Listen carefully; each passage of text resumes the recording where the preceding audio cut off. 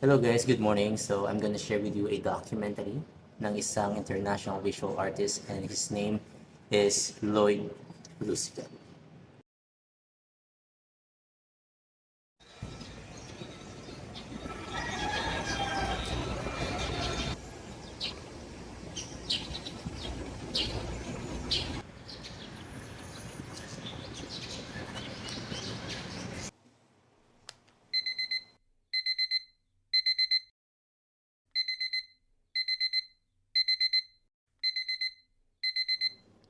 Ito si Lloyd, isang international visual artist na galing Bohol.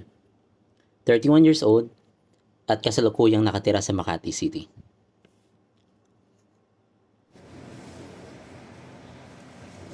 Nagmula si Lloyd sa isang simpleng pamumuhay sa probinsya ng Bohol at nakipagsapalaran dito sa Maynila taong 2000.